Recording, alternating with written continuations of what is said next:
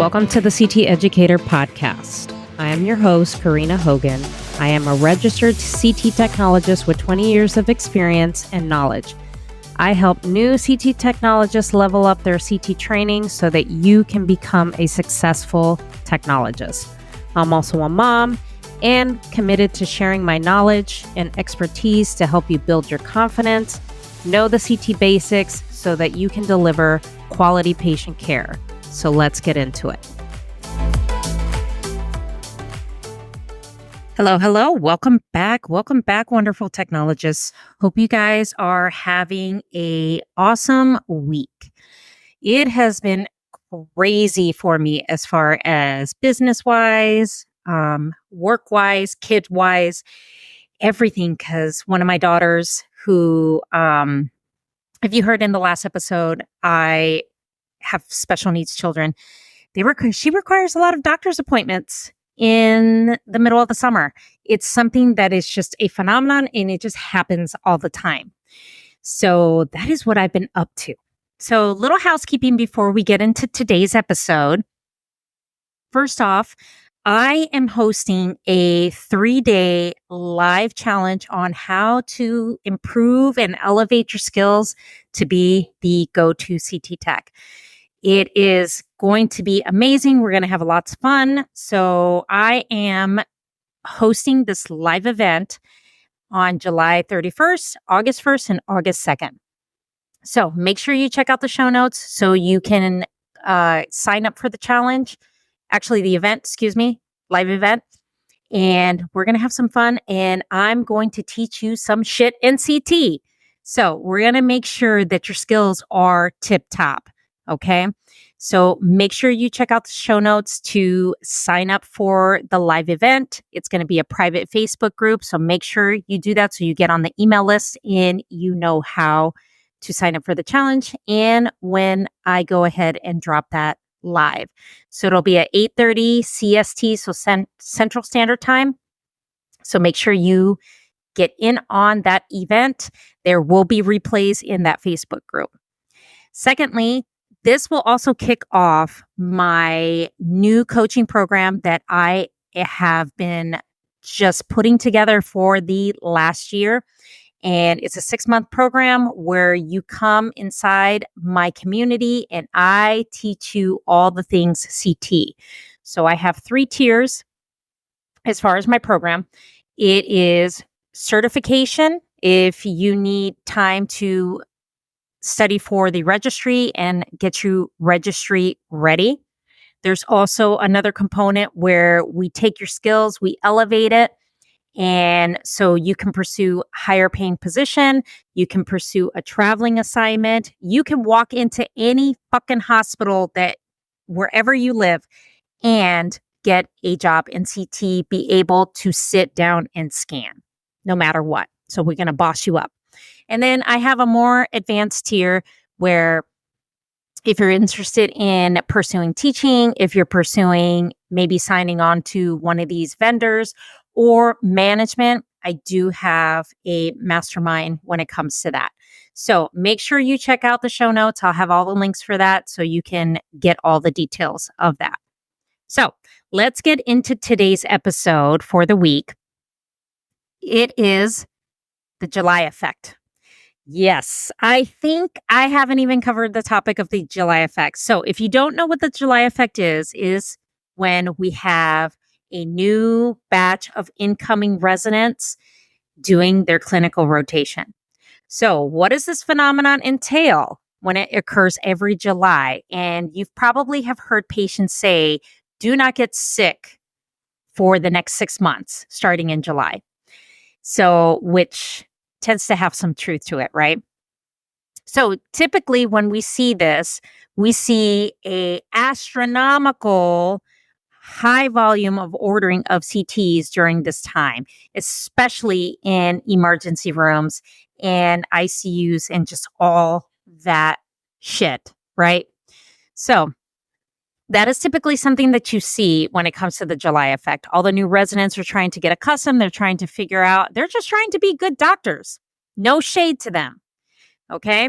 But you make our lives a fucking hell. Okay. I will admit that. Sorry, but I'm very spicy on my podcast. And that is just the freaking truth.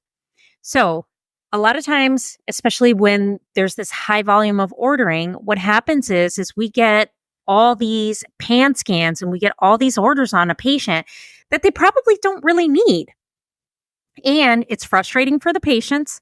It's frustrating on our department. And patients can receive unnecessary exams, overexposure because of additional exams. Nurses have to take multiple trips because, another, service saw them. Oh, well, now they want, 5 additional CTs, which could all be eliminated if they clinically assess them appropriately from the start, right? But we all know that when it comes to crunch time and these accrediting agencies, it makes it very difficult for a physician to really clinically assess the patient. So I hate to break it to you guys, but they use all imaging to assess patients. So basically, it's get all the imaging and then we'll figure it out, which it should be the other way around. Because if we remember in the dark ages when CT was not around or no form of imaging, how did they figure out what was wrong with the patient? They had to clinically assess them. And then 9 times out of 10, take them to the OR and they would figure out what's wrong with them, right?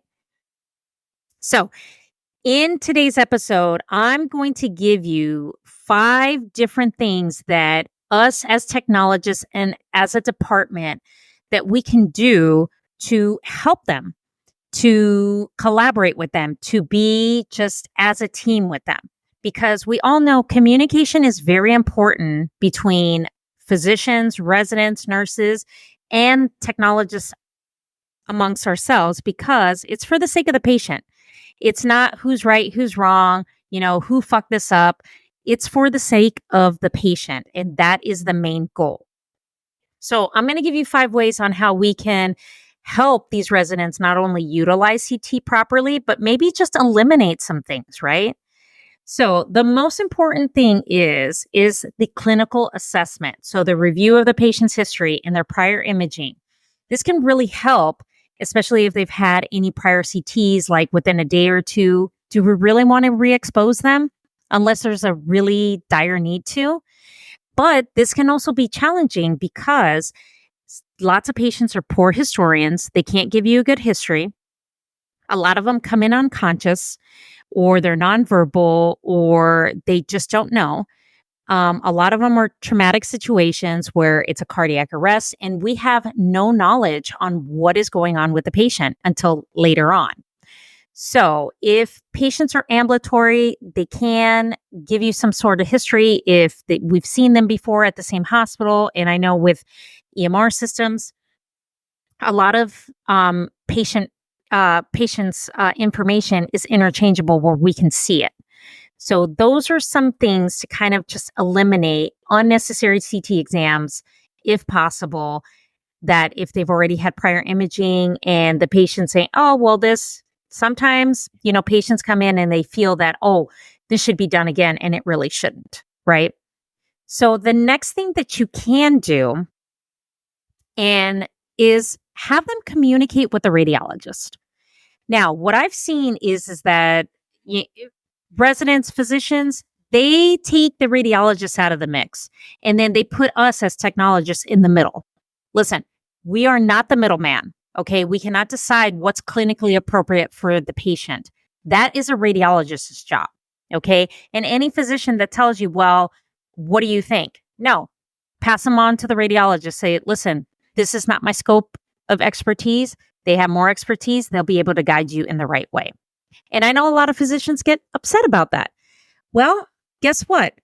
We have a certain amount of expertise. As far as what's right for the patient, we cannot make that call because we are not doctors. Okay. Plus, radiologists can provide them with a lot of good input on the correct imaging, if this imaging is appropriate, if it's going to be safe for the patient, if it's necessary, based on their clinical history. So if they utilize the radiologist, it cuts us out of the middleman. And we don't need to be a part of that because that's not our scope of practice. Now, the third thing is using alternate modalities. I know how much you wonderful residents hate to use other modalities because CT is your know-it-all. But a lot of things that patients come in for as far as clinical history or what they're trying to rule out can easily be ruled out with either use of ultrasound or possibly MRI or just a plain X-ray, because depending on what they're coming in for, you don't need a more advanced modality to tell you, oh, they have a broken toe. Okay. It's really not necessary to expose them with a high amount of radiation. Now, especially for pediatric patients, for appendicitis, a lot of times ultrasound is a really good, useful tool because we don't want to radiate any pediatric patients, or an MRI if it's possible. Now, MRI is possible because a lot of patients have implanted pacemakers. They have, old gunshot bullets that are not removable and they cannot have them. So if we cannot suggest, okay, that is for the radiologist to suggest an alternate imaging modality. Now, the next point that I want to drive home is to have clear protocols and guidelines. So we want our protocols to be driven so that we have these guidelines in place, because patients come in with different clinical scenarios and the residents are trying to rule out exactly what's going on with the patient. So if they have a clear guideline and protocols to say, okay, this is going to be the appropriate CT exam for this patient. This may not be appropriate. This may be appropriate if it meets this. If we have clear protocols that they can follow and guidelines, because we use all of our guidelines that are recommended by ACR and by Image Wisely, this would be a good tool to kind of direct them on the appropriate clinical tests for the patient. And my last point that I think is very, very important is some kind of decision support tool.